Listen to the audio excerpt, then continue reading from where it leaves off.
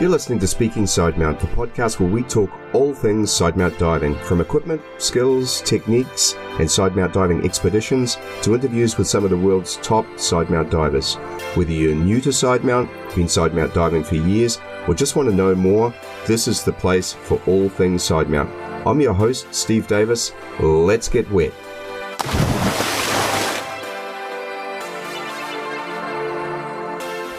Hey, welcome back to Speaking Sidemount.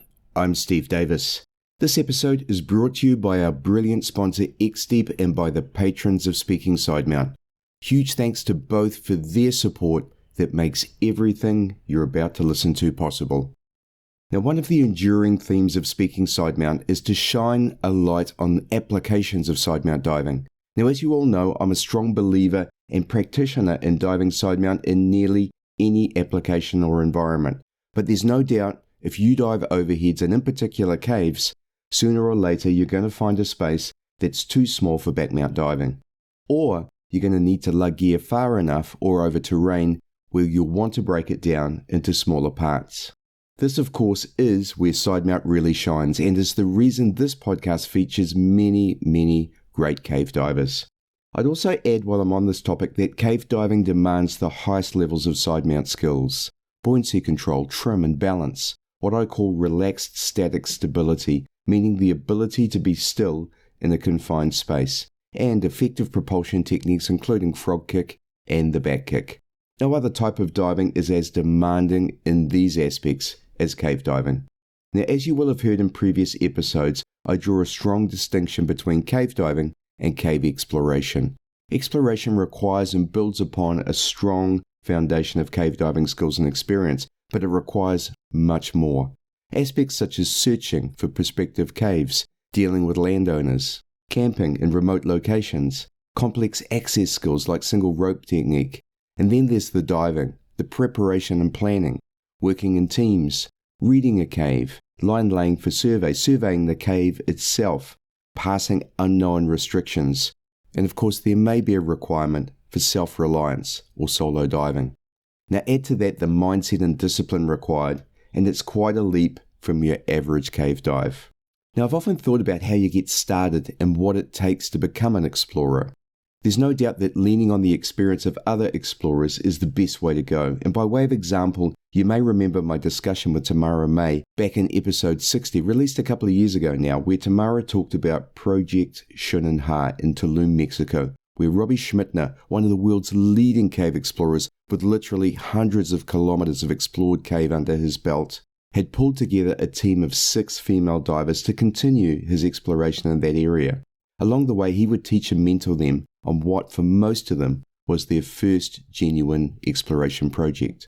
Now, while COVID delayed this project, it also gave the team the opportunity to build on the initial plan, including working with sponsors to support their efforts and filming the project. The result to me was a super interesting view into becoming an explorer. And in this episode, I catch up with another of the Shunanha team, Ranva Jørmundsen. I had the pleasure of meeting Ranva at this year's OddsTech conference in Melbourne, Australia, where Ranva, along with her exploration partner Maria Bollerup, gave 2 compelling presentations. The first on Project Shunanha and the second on their next project, Expedition Buteng in Sulawesi, Indonesia. In this episode, I asked Ranva to share on how she got into diving and progressed to cave diving. We talk about how she combines her passion for diving with her career working for 2 of my absolute favourite dive brands, Fourth Element and Shearwater. And then Ranva shares on the amazing Project Shunanha. We talk about the planning, how they worked the project, and what she's taken away from the experience. Building on this, we lean into her next project, Expedition Buteng, where Ranva is working with Robin Cuesta, my new dive buddy, and guest on episode 71, The Caves of Sulawesi. Ranva shares on her partnership with Maria Bollerup on this project, the impressive team they've assembled, and the goals for the project, including exploration, scientific, and community outcomes. We close talking about some of the project preparation, including KISS Sidewinder training in Mexico. All this and much more in this episode of Speaking Sidemount. And we are recording. Ranva, welcome to Speaking Sidemount. Thank you. Hey, so good to see you again. We met for the first time just recently at OzTech. What a great conference. And I attended both of your presentations, which I absolutely loved. It was an amazing conference, wasn't it? Yeah, it was great. Thank you so much for listening in on them as well. And thank you for having me today here. It's great being here. So let's get started by having you tell us a little bit about how you got into diving. I got into diving more of a chance than anything. I was backpacking around Australia in 2008. I was kind of ticking boxes off the way, like skydiving and river rafting. And if you're close to the Great Barrier Reef, you need to learn to dive, right? And I just didn't expect to fall so completely head over heels in love with diving, like from the first time when I put my mask on. And so since then, all kind of plans for being a proper adult kind of went out the window, and I just kind of chased diving somehow. I did try and I managed to get an education as a financial advisor, and I went to Copenhagen to study, and I was a flight attendant for a stint, but diving just kept pulling me back all the time. And in 2014, I was on a trip to Egypt with one of my friends from the Faroe Island, Boogie Cross Dive, and he was doing his IDC, and he's like, "Oh, Rama, you come on, you have to become a dive instructor as well." I'm never going to use that for anything, but he managed to convince me, and that's how I met Rasmus, Maria's husband, and he was with the course director on my IDC, and then one thing just kind of took the other, because there was such a great community in Copenhagen when we, especially in the winter diving, when everybody was doing the pool training. If I wasn't teaching, then I could go and hang out with the guys who were doing all sorts of weird technical training, like lying in a corner staring at a wall and wondering, why are you doing that? That looks quite fun. So they were always very inclusive and told them to come practice skills with them as well. And oh yeah. And then I did Take Deep in Norway, the whole technical diving aspect and the whole messing about with gear. It just really drew me in. And then the option came to join a cave diving course in Florida. And that was it. I was sold. What was it about each of those steps? I mean, obviously, every time I tell someone I'm a cave diver, the first thing that comes out of their mouth is I could never do that. And yet there's some of us that simply get drawn towards it. What was it that drew you into cave diving? So cave diving actually wasn't really a need. It was, I remember one of the first days at the dive shop in Copenhagen I was working at. And we're out having a beer after working, and the guys were showing this video of this cave diver who was trying to get through a hole, but his head didn't fit, so he had to take his helmet off to fit through. And I'm like, that looks absolutely terrible. I will never do that. That's my worst nightmare. And I remember saying then, I will never be a cave diver. But as you get more and more experience, more time in the water, it starts looking less and less frightening and more exciting. But it was mainly two friends of mine, again, in Copenhagen, and all about being a very inclusive environment. They said to me, we need a third person on our team to do the course in Florida. Do you want to come? Yeah, I can do that. But I don't think I really knew what to expect once you do cave diving. I don't think you can explain it to people properly unless they've actually tried it before, being in the environment. Yeah. Because a lot of people think it's like dry caving and, there's a lot of squeezing. And look, it can get to that level. But I know for myself, the cave diving aspect was really just something that came after the training and the skill development. So I really wanted the skills.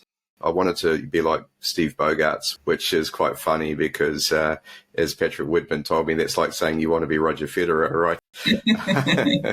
Yeah, maybe, but at least you can approximate what some of those guys do. And I just really wanted that skill set. And then as I gained the skill set on the course and then went into the caves and saw what they were and saw that, you can do cave diving where you're diving massive tunnels and it's not so scary. I mean, you can get yourself into trouble. So you have to follow the rules and you have to dive diligently and plan and do everything you should do. But it can be really quite benign. But as you say, as you build experience, you then say, okay, well, I've done a lot of these big tunnels. I wonder where that one goes. And next thing you know, you're in smaller passage. And I myself, I know when I was growing up, I was really claustrophobic. In New Zealand's a big rugby country. And And in rugby, you used to get stuck in the bottom of pile-ups of bodies and what they call a ruck. And I hated it. I remember I played rugby league, which is arguably a tougher game in some respects, because I didn't want to be caught in these rucks. And then, of course, coming out of my last cave trip to Mount Gambier, I was doing some really, really tight restrictions. Mm-hmm. And so you progress. I mean, you basically build your comfort zone and your skill set, and you can do more and more. Yeah, absolutely. And that's what I love about it as well. Like, there's always more you can progress, and more skills that you can put on, and more training you can do. I do love that about tech diving as well. Obviously, I saw your presentations, but we also met because you worked for Fourth Element and Shearwater, and being able to combine diving with two of what I consider to be the best brands in diving. I dive Fourth Element undergarments, as you know, and I also dive Shearwater computers and love them both. Must be amazing to be able to bring the two together. Yeah, it really is. Again, so trying to be an adult and get a real job. I was trying but still combine it with diving. And then, Fourth Element was such a inspirational brand for me even then. Of course I'm working here now, but like before I got the job, I just didn't think there was any other brand in the industry that I would want to work for, because like they both combine like properly high quality, good looking equipment, which, it's very important to look good when you're diving. You've got to be stylish, right? Yeah, right. And with the sustainable part of it as well, I really loved how these things came together. So the story of how I got my job at Fourth Element is quite funny as well, because I saw they were looking for someone to do dry suit repairs and customer service. And I had no idea how to repair dry suits, but I thought, hey, I'm sure I can learn on the job. Let me just try and apply anyway. And I didn't actually even know where Cornwall was, which is where we're based now. So I managed to get an interview and come over. And I had met both Jim and Paul, the founders and directors of Fourth Element at DEMA the year before. So I was quite lucky that I had a personal relationship with them already. But of course, I didn't get the job because I had no idea how to repair dry suits. However, they just come an opening where they were looking for someone to do business-to-business sales for Scandinavia. So I got a job anyway, and actually landed me in my perfect role where I get to talk about diving all day, every day. So really lucky with that. Exactly. Yeah, and then Shearwater came in later on, and it just felt like the perfect combination, like having the best dive computer and the best equipment. So I feel like a pig in a blanket here. Exactly. No, that's amazing. Now, we've just talked about how you got into cave diving. I've just got off an interview with Stephen Fordyce, who you'll know from Oztech as well. He just won the Technical Diver of the Year award, thoroughly deserved. And we were talking about the difference between cave diving and cave exploration, and there is a big difference between the two. Tell us a little bit about how you progressed from being a cave diver and then starting to look at the exploration side.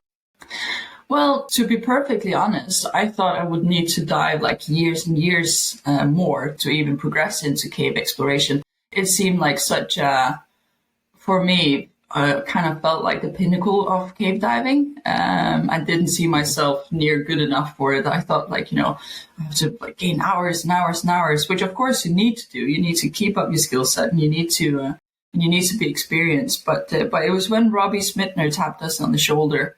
Yeah, of course, there's a lot of great explorers out there, but having Robbie being the one that kind of said, yeah, I'll teach you the ropes. That's like, okay, if Robbie thinks I can do this, then I'm pretty sure I can do this. And plus having Robbie there to guide us just made me feel like, okay, I'm sure I can learn from one of the most experienced explorers out there. So this is absolutely not an opportunity to either pass or miss. So I felt really, really fortunate with that. Yeah, and this is the Shin and Ha project, and it was a 6-person all-female team, which I just thought was amazing too. And I remember my conversations with guys with the CDG, with Michael Thomas and Chris Jewell, and they talk about their apprenticeship program where, you start out and they team you up with someone, and no money changes hands either, by the way. I mean, you don't pay for these courses. You get invited to participate, and then it's a year long of mentorship. And, you go diving with them on the weekends. It's very much a hobby for them, I guess, but very serious one. But having someone like Robbie to guide you into it is just exactly what anybody would want, right? And I think probably what happens in practice, but more ad hoc as opposed to being organized around a project. I spoke to Tamara, and gee, what episode was that? Episode 60, I think. And she talked about the project. This would have been late 2020, and clearly it got delayed by the pandemic. So tell us how that all came about and what happened.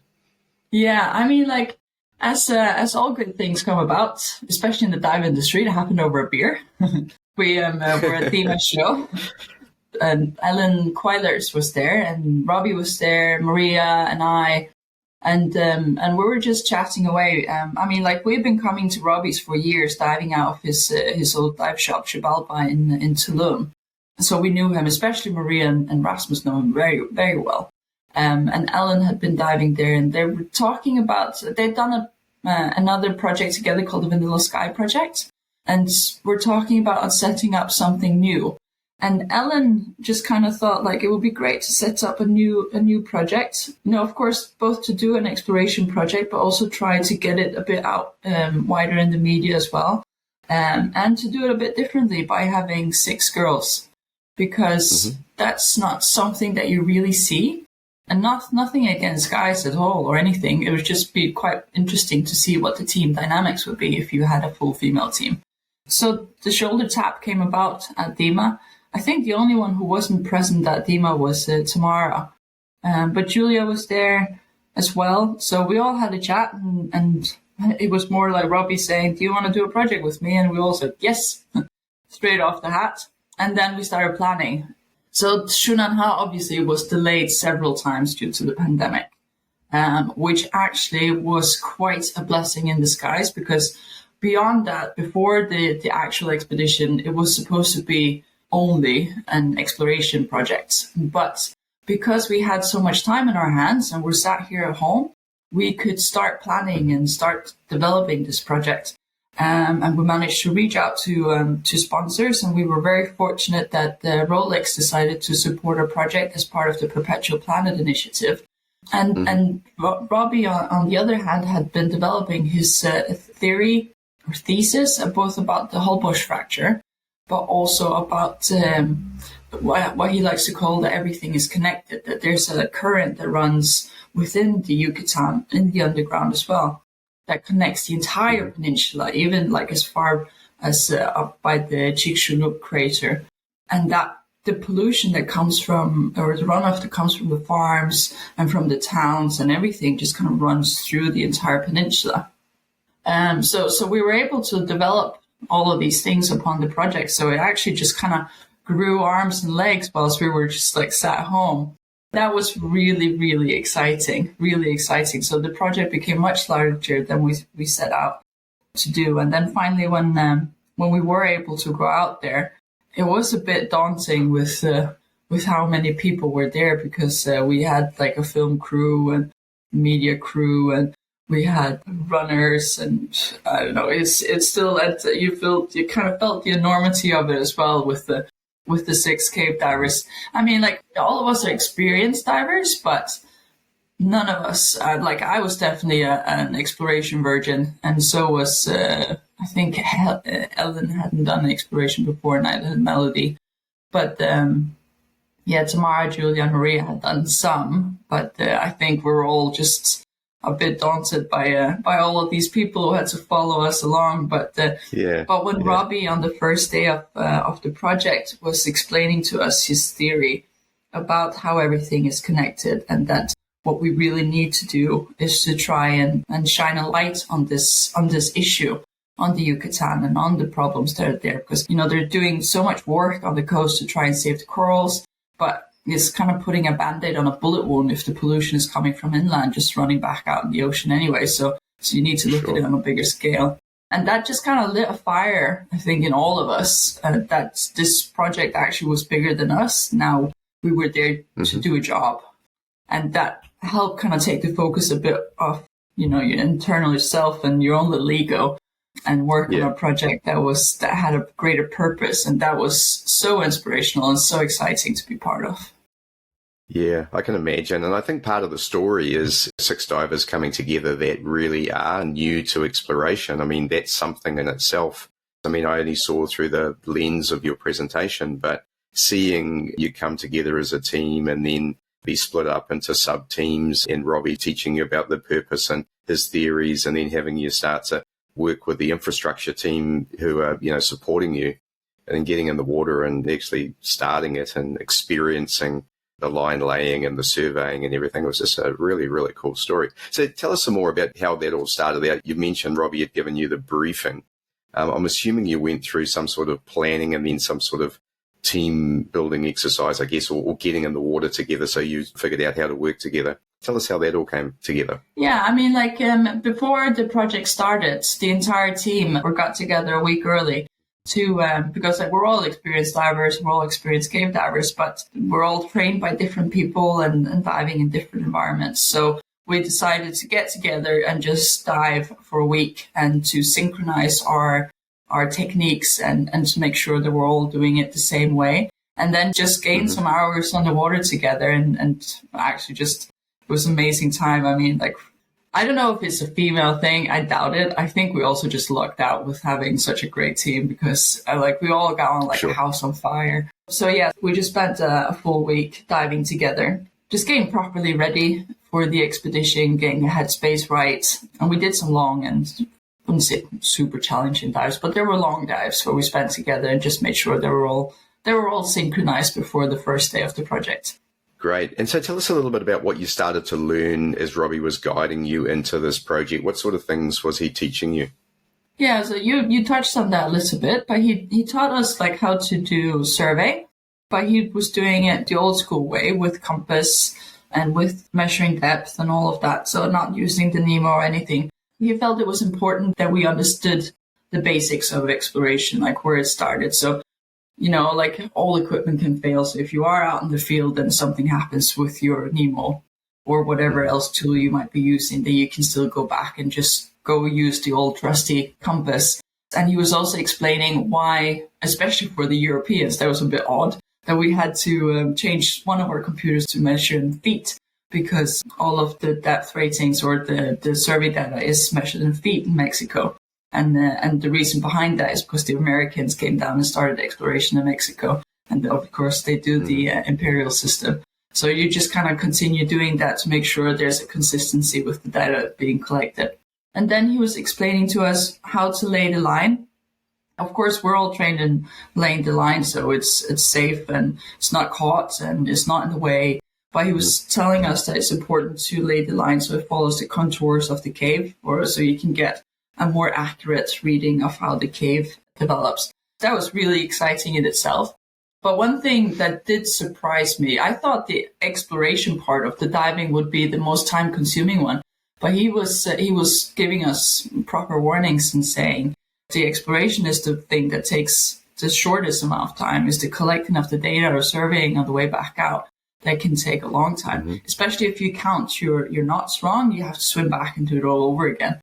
So he just emphasized that we have to be ultra conservative when swimming in. And that's where the body system, again, is so great when you're doing exploration because, you can get so absorbed in doing the survey, which actually is one of my favorite part of things. I don't know.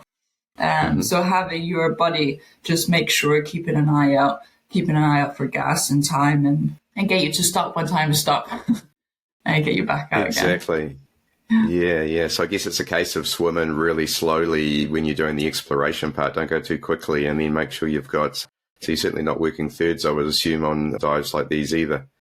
You'll be a bit more conservative than that. Okay, so tell us about the actual results you achieved. I remember Maria's beaming face talking about some of the finds that you and her personally found. So just talk us through what you guys did there. So for the project itself, we had all these grand ideas that we were going to be swapping teams and we were going to be swapping tunnels and cenotes. But the strange thing was, as soon as you swam down into that cave and you put even just a meter of line in, that was it. That was this is my cave. Don't anyone else enter here. And I need to do the exploration here. And I think the other girls felt the same way as well. So all the grand plans kind of went out the window and we just wanted to explore and follow that cave. I guess that's the lure with exploration, that you have to know what's around the next corner. We just had a blast swimming around. It's such a strange feeling as well. It's so intense because everything is kind of screaming at you. You have you need to make sure that you're diving safely. You're aware of your body. You're aware of yourself. You're aware of where you're going, your gases, and the time, and at the same time, you're looking around to see what's happening. So looking for black holes. Yeah, exactly. So it's such an intense feeling of zen, which I don't know if you can explain that.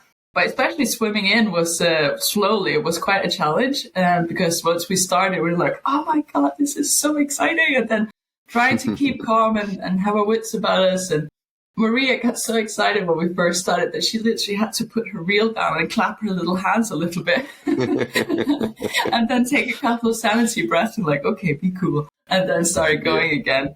But the things that we found, obviously, because it was a big project and we had, people waiting of us topside to bring out this data afterwards, like for the first couple of days, it was just easy because we properly lucked out with our cave. It was just this massive canyon that was just kind of following around, and we're like, wow, it was so cool. And it was dark and it was really moody and had it was really beautifully decorated with stalactites as well. So it felt like swimming in the mouth or in the belly of a dragon. So that's why we named our line, we named it Drakaina, which is a female form for our female dragon, because that really felt like what we were swimming around in. But if you got close enough to the wall and you accidentally touched it, it would just go poof. And then you have pure white on the inside, so you have to be really careful not to damage the cave as well. And we're swimming in, and then every time you think oh no, it's ending, then it will be doing a sharp turn to the left, and then it will go up into a breakdown room, and then we just had this huge room that we had to explore. That was actually what kind of caught me a bit by surprise. That was quite challenging. I didn't think that it would be challenging finding your way forward in a big room, but it really was. So there was a lot of going backwards and forwards to make sure that we're going the right way. And then as we got over to the other end, and we had days and days just emptying reels. But then on, I think day 3 or day 4, and we got to the other end of the breakdown room, the cave just kind of seemed to stop. And we thought we'd explored every lead that we can find in this room, but the cave just kind of stopped, and coming back out again with no new data was just, that was not a very nice feeling. So whilst we spent a day, maybe 2, exploring, sticking our heads into everything that we could find just to see if we can, where this cave is going, because surely it had to be going.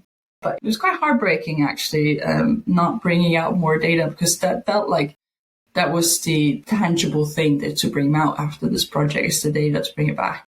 And then at the far end of the breakdown room, we're just kind of getting a bit disheartened at this point, thinking, okay, maybe that's it for our cave. And then Maria was reeling a bit out, and suddenly I could see something underneath her. And I wouldn't have thought about it unless it was something that both Robbie and Julia had been talking about the night before.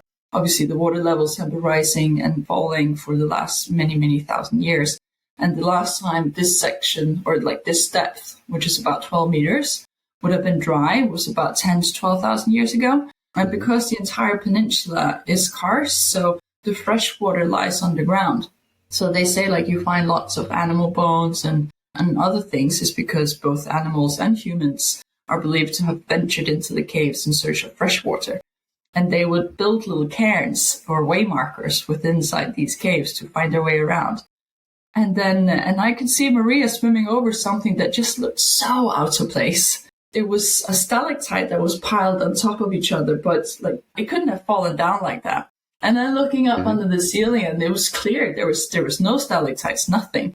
And the same all around. It was totally clear except for this little pile that was stacked on top of each other.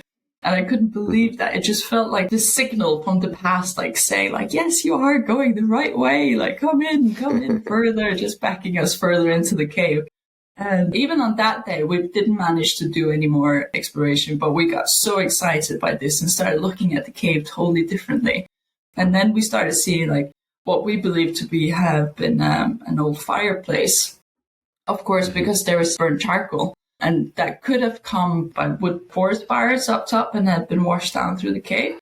But we're trying to look into other traps where the flow could have brought the charcoal, and it was clean everywhere else, so just this one place. It was such a crazy feeling. And then we came out and told Robbie about this, and we were also quite disheartened by not being able to push the cave further. So this is also where Robbie's experience really comes in.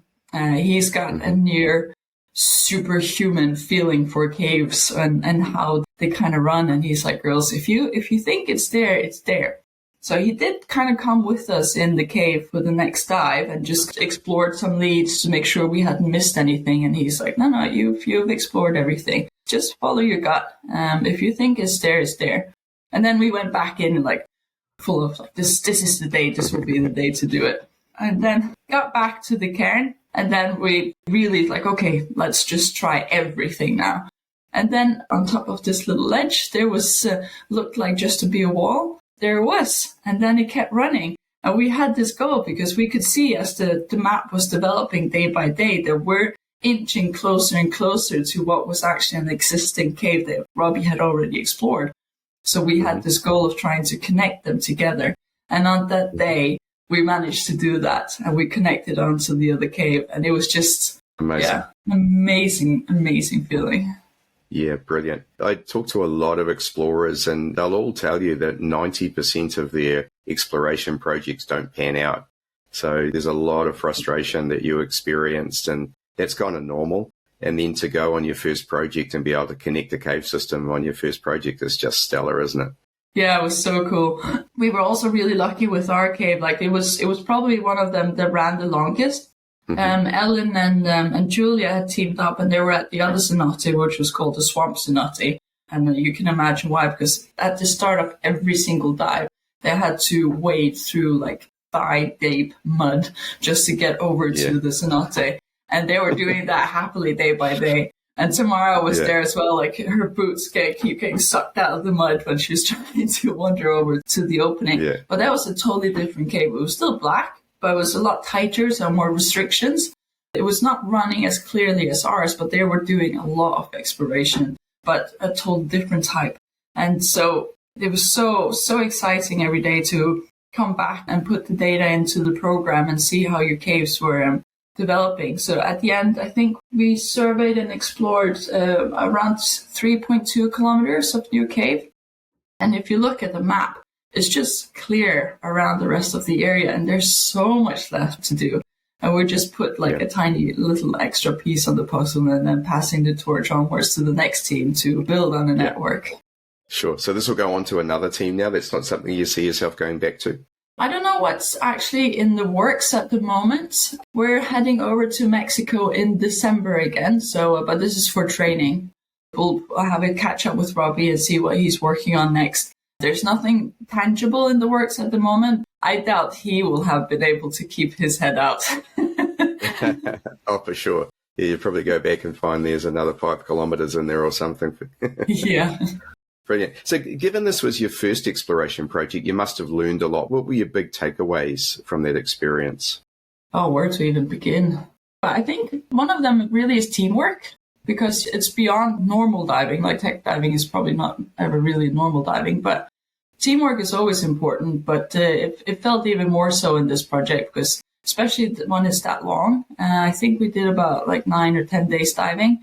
You do get tired, and it's just about to be able to support each other at the end of the day. And at the beginning of the morning where your body's all aching, you just need to warm up. And just kind of being, honest with each other and how you're feeling. A lot of that with the human factor, what Gareth has been teaching has been resonating, and we've been trying to implement that. Awesome. Well, let's talk about another factor that I think is kind of super cool, is that you and Maria are dive partners, and clearly there's a lot of chemistry in terms of the diving, and you guys presented fantastically together. Can you share a bit on how you and Maria work together? Yeah. I mean, as you've seen, we're both quite different, but also very much the same. I think that also just comes from diving a lot together over the years. You kind of start to properly tune into each other when you're diving out there during the days. I mean, one of the days I've been struggling a bit with my shoulder is bugging me when I'm diving my unit. And I actually had to call one of the dives, and not to sound really girly, but I actually had to go over and have a bit of a cry about that, because I was just so disappointed that I had to turn a dive because of me. That was terrible. But Maria just, and she's being the awesome and great dive buddy that she is. She's like, yep. She would just come over with a Coca-Cola and some food, and then we'd just have a bit of a chat about it, and then off we go again. So very much in tune with each other. Yeah, awesome. Yeah, I've had some similar experiences where we've had to turn dives. I remember, it sounds crazy, this one. I was doing my advanced rec training in Florida with John Chatterton, and we were jumping in a ripping current, must have been about a 3-knot current, trying to hold on to a line and practicing that work. And my bro dive buddy jumped in, and the current was so strong it immediately blew his fin off. And so he lost a fin within. It was crazy. So, and I didn't realize what the problem was for quite a long time. So we're trying to go down, and he's signaling me, no, we have to go up. So we're going back up. And the next thing, he lets go of the line. There were two things John said. Firstly, do not let go of the line. And secondly, stay with your buddy. So as soon as he let go of the line, I thought, okay, I have to let go too. So I let go, and we both shot off with the current and got picked up by the boat, luckily. Then we got back on board, and the guy was almost in tears because we'd spent a lot of money to go and train with John, and we had to miss the dive and so on. And I just had to say to him, hey, listen, don't worry, we'll pick it up again. It's fine. But I understand there's always pressure on letting someone else down and that sort of thing. And yeah, it is. Hilarious. So let's move on. Your next project's in Indonesia, and I know you're going to be diving with my now new dive buddy, Robin Cuesta, who was also my guest in episode 71. I've got to tell this story too. I arranged to dive with Grant Pierce, who's one of the cast monkeys and runs a dive business in Mount Gambier. Grant very kindly agreed to dive with me while I was there. I didn't have a buddy, so it was going to be awesome in its own right. And then I turned up at Grant's accommodation, and I thought, gee, I know that guy. Then it was, of course, Robin. And so we got to meet, and I'm always talking to people from all around the world. So it's quite rare for me to meet the people that I'm interviewing. And of course, at the end of every episode, we always say, hey, we'll have to meet and go for a dive sometime. And so there he was. And then, yes, we got to dive together, which was just amazing. We did some really cool dives in Tank Cave. It was fantastic. He's obviously told me all about the caves of Sulawesi, which is a super impressive looking dive region. And he's done such a great job there of opening up that region and just exploring for the sake of exploring. Some of them in the beginning he didn't even survey, so he's going back and surveying. And I know he's supporting your next project, which is Expedition Booting in 2023. And so that just looks like it's going to be brilliant as well. So tell us a bit about that expedition and what we can look forward to seeing. Yeah, well, where to start? First of all, we presented about Expedition Booting at Oztech, and we do realize it's a bit of a different approach, presenting about an expedition that has not yet happened. But we feel like there should be a bit more about, there's so much work that goes into preparing an expedition. And so we kind of wanted to do it the other way around. Like, we probably will fail a lot of places before the expedition even starts, but we want to try and bring people on the journey with us to see how you prepare for an expedition. And again, as you know, neither myself or Maria are experienced explorers.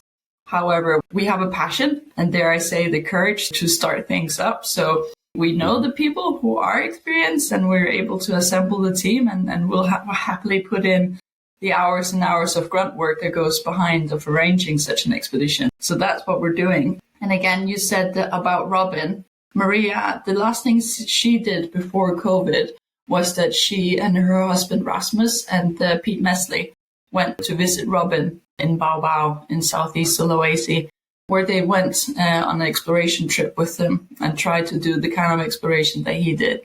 So they had 2 weeks of literally poking their heads into every puddle they could find to see if there was a cave leading anywhere. There wasn't really anything like properly going, but Robin had been told about this cave in this village on the island of Muna. And the local people have a little pump that extracts some water in there, and he thought it could look quite promising.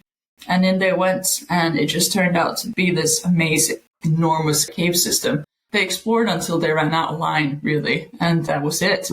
So Maria has had a burning desire to go back ever since she's been there, and she keeps bugging me like, "Wow, let's put something together. Let's put something together. We have to organize an expedition and go back out there, and I have to see where it goes." And I've been a bit, hesitant about committing to this because I hadn't done exploration before. And so I decided, let me do Shunanha and see if the exploration is for me, because maybe it wouldn't be for me. And then we did Shunanha, and clearly exploration is for me. So we decided after Shunanha, like, yeah, let's go for it. Let's just do it. And then what we learned about Shunanha was that we'd like to have some extra objectives for the expedition beyond exploration, some scientific objects, and also some cultural, societal, or community objectives for this next expedition. Sure. So we went and spent a few months brainstorming and talking with Robin, because of course we couldn't do any of this without Robin. He's one of the key people for this project.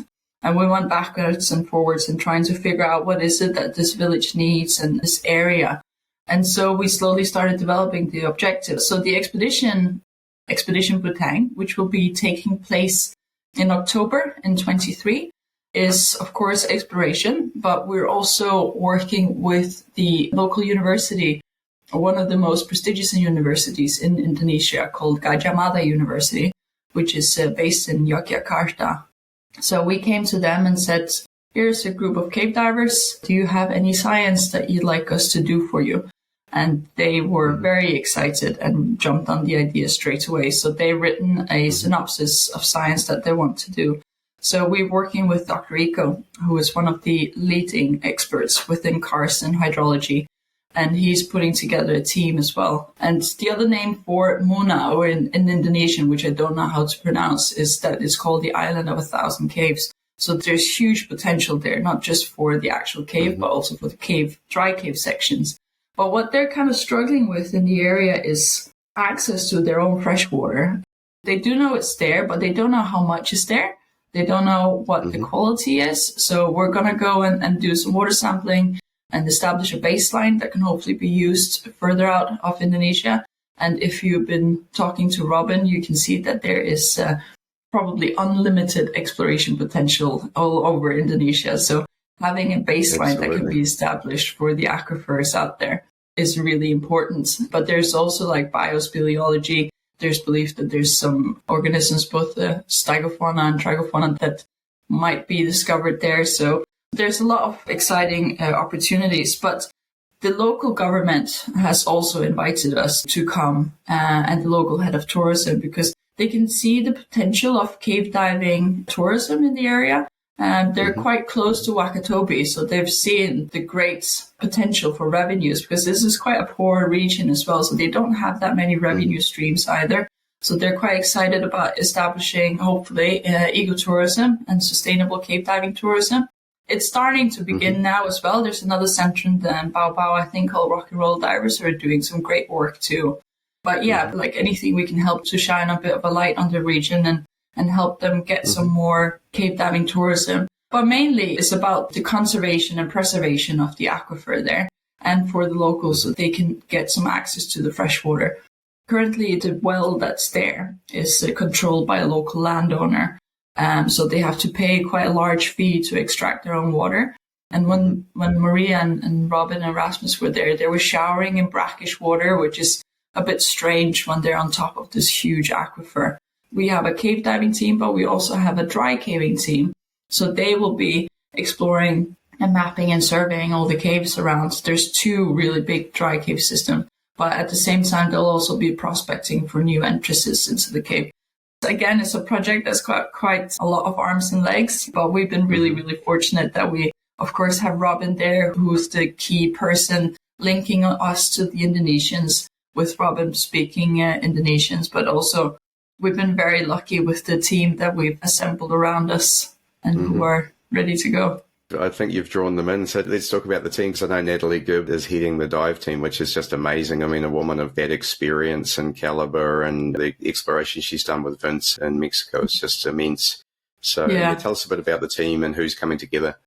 Yeah, so as you said, we have Natalie. Again, like me and Maria, but definitely have a lack of experience in a lot of areas. So we've assembled the best team. And Natalie will be head of diving because she's just such a general.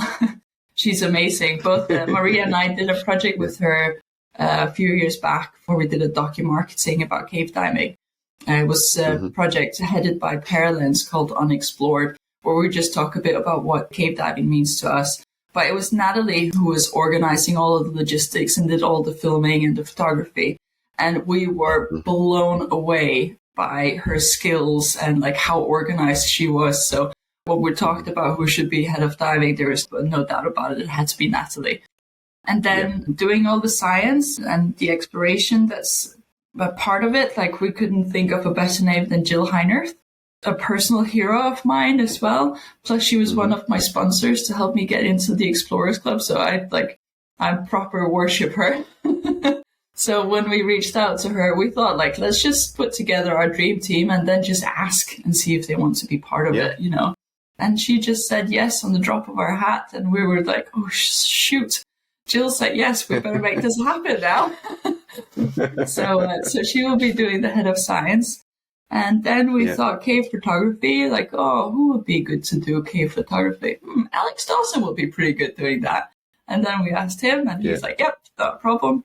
And his dive buddy that does the lighting for him, and they've done lots of diving together, is Magnus Mate from Sweden. And he's also part of the team and very experienced cave diver too. Does lots of cold water mine diving as well over in Sweden in the Swedish mines, which, by the way, is really cool. If you ever come over this way, you have to go to Sweden and dive the mines there. That thing I've got to figure out is how to dive in cold water. I go down to about maybe 8 or 9 right now. So if I ever figure that out, there's basically the Belgian mines, and I'm sure Swedish mines, there's UK mines as well. Yeah. So, I love the idea of mine diving. Yeah, no, it's really cool. Especially Tuna Hesberg has got the logistics around that are just like, you are so spoiled for doing mine diving there. But yeah, so we got those two as well. And then, of course, we have Tamara. Tamara being in the vicinity and, you know, also working together, the team and the experience that she has, she will be doing all of the emergency planning. We had invited Pete because he was one of the original members, Pete Mesley, when Rasmus and Maria went out there with Robin. But unfortunately, he had some scheduling issues, so he couldn't be part. But, you know, with all of Pete's experience, he's giving us so much advice on the emergency planning as well. Yeah. It's been absolutely great. He's a great friend of all of ours in New Zealand here. We all kind of look up to him. Incidentally, I was part of that trip as well. I actually gave Peter's Sidemount diving before he went over there. So we jumped in the lake. When you teach someone at his level, it comes together very, very quickly. So it was probably the shortest course and easiest course I've ever done. Yeah, exactly. I just had so much fun, right? Yeah, exactly. Yeah. You cannot not have fun with Pete. No, as long as you got red wine as well, you're all good. Yeah. Yeah, no, it's a shame he can't make it, but I guess you can't be everywhere. We need to have a proper map made afterwards as well. So we recruited David Mayer as well from the team. He will be head of cartography. And then we have 2 mapping assistants. If you've ever done a map, it's a very extensive job. And so we have Aditya Harsono, I'm sure you've heard of as well. He dives out of Gillity and he dives a lot on the Sidewinder. And then we have Ari Saputra, which is one of Robin's former students as well. We wanted to have some Indonesians as part of the team as well, so they can continue on after what we've done. And then we have Rasmus, Maria's husband. He will be expedition leader for the team. It's not so much that he will be, you know, telling people around, because like each person is in control of their area, but it's more just to establish a hierarchy within the team. Like, we'll be so remote, we have to bring everything in. And there might be some scheduling issues, or there might be some conflict of interest, and then Erasmus will be there just to have the final say in the things. And then, of course, Robin too. Oh, it just sounds absolutely amazing. One thing I was aware of as well is in preparation for this particular trip, you're doing some more training in Mexico in the coming months. So tell us a bit about, firstly, the reason for that, the tools that you think you need, and what training are you doing? So yeah, for the training as well, there's quite a bit of preparation. Because we're going so remotely, we've been discussing a lot backwards and forwards about streamlining the equipment that we're bringing out. And we do need rebreathers for this project. The cave has been explored as far as open circuit can take it safely. So rebreathers are required. And we've been discussing which unit to go with. And we have then come to the Sidewinder is the best tool for this project. So the team members who are not trained will be flying out to Mexico. Of course, Natalie is already there. So we start with Rasmus and Maria going out, and then Natalie. So they will be doing the Sidewinder crossover in Mexico. Then I will join, and Jill and I will be doing the Sidewinder crossover. I think Jill just needs to confirm exactly which days she's available. And then on to do CCR Cave DPV, which I am very excited about because, I mean, like, the cave is looking like it's just running. So if we need to get as far as we can with like scooters will be required. And then we go to the other side of New Year's, and then it's Ari and Dita's turn to fly over. Dita, of course, is already on the Sidewinder, but they both need to do Cave DPV, and they are going to do a survey and mapping course with David, and Rasmus will be joining on that team as well, just so he has the overview of what's happening. And then finally, Robin will be flying over as well. So with Rasmus being the instructor on the crossovers as well, it just helps him to have like a proper overview over the team to help train and make sure that everyone's skills are up to par. There's quite a bit of training and preparation that goes even beyond diving. I think it is important that everyone sort of come through the same training experience as well. The Sidewinders, while it's a unit that's dived in a few different ways around the world as well in terms of setup and so on, and I did my training with Ed Sorensen, and I'll be in Mexico in November as well to train with Patrick. So that's going to be a really interesting experience for me, and I just can't wait to see how they set it up as opposed to how I have it set up. Yeah, it's going to be just brilliant. And hopefully we'll cross over with at least some of the team, huh? You probably bump into Rasmus and Maria. I'm afraid I'll miss you. Yeah. Oh, that's a shame. Be cool. Next time. Next time, yeah. Can't wait. I'm sort of starting to count the days. I've got one course to teach myself before I go, so I've got that front of mind right now, and then I'm over there. And I don't know if I'm allowed to say, I'm going to say it anyhow. I don't even know how I got this lucky, but I've got Patrick Woodman and Mikko Pasi teaching me Mod 2 Sidewinder, so it's pretty special. That's a great team. Oh, amazing. Yeah, Rasmus did his instructor with Patrick and then Mikko and him, and I think there was a third person as well. So it's just great, like, you know, like just learning from Patrick is great, hey? Wow, that's a great team. Well, it's been brilliant catching up, Ranvar, and I've loved hearing about both of the projects that you've been involved with and the one that's coming up. It just sounds immense. And one of the things I really love is while you're making these projects into really big expeditions, it seems to me that one of the talents you've got is like pulling all of these different groups together. And I think given that you've got sponsors on the project as well, the exposure that you're bringing both before, during, and after the projects is really great. I think really makes a difference. And then having the science and, as you say, the community part of it and the conservation side too. I think it brings meaning to the projects too. A lot of exploration is for the explorer. You know, it's a little intrinsic, and this brings a lot of value both to the exploration teams, but also to the wider scientific and community groups. Congratulations. I just can't wait to hear more. Yeah, thank you. Thank you. I mean, like, it is very daunting and it's quite scary to be talking about out loud, but it is a passion project. It's something that's coming from the heart. And of course, like, not taking anything away from the explorers before us, because clearly we're standing right on top of their shoulders. But we think we can pull this off. Yeah, and it's 2022, 23 now, right? So there can be some different approaches to some of the projects as well. And I think, again, by bringing this sort of exposure to it too, people who maybe aren't involved in cave exploration get to see it, and perhaps that's something that they want to pursue. I know I've said this many times, when I began diving, there wasn't media exposure apart from Jacques Cousteau's Underwater World and a couple of TV series. You really didn't see diving at all. So to see diving and exploration exposed, I think is just immense for those both involved and those who might have an interest in it. Oh, thank you. That's really kind. Thank you. I hope we can live up to that. And I look forward to chatting to you again when we get a bit closer to see like how the project has evolved as well. I don't know how long you're there for, but maybe this time next year, November-ish, we can catch up again and you can give us an update. And maybe we can do a group one with you and Maria, or have Robin on as well, or Natalie as well. Anyone who we can get on would be just brilliant to sit down and chat. And maybe we can even do it in person. We'll see what happens. Yeah. I think we definitely need to have a beer again. We'll keep that one just between us, the story of the Opera House in Melbourne. No worries. Well, thanks so much, and we'll catch you again soon, hey? Yeah, thanks so much for having me, Steve. Hey, thanks so much for listening. I really enjoyed pulling this episode together. It was fantastic talking to Ranvar about her exploits, along with the rest of the team in Project Shunanha, and also their upcoming project, Expedition Booting. It was great to get an insight into what it takes to become an explorer. It was also phenomenal to learn more about how Robbie Schmidtner supported the team in learning more about exploration. Thanks again to XDeep, and thank you to the patrons of Speaking Sidemount. If you'd like to become a patron, then go to www.patreon.com/Speaking Sidemount. It's as little as $5 US per month. but by supporting the show, you really do help me to produce these episodes, and your support is sincerely appreciated. Thanks again, and I'll catch you in the next episode. You've been listening to Speaking Sidemount from www.sidemountpros.com. If you like the podcast, please subscribe and consider leaving us a 5-star review. If there's something you'd like us to cover on the show, then let us know via our Facebook page listed in the podcast notes. Thanks again, and we look forward to you joining us on our next episode of Speaking Sidemount.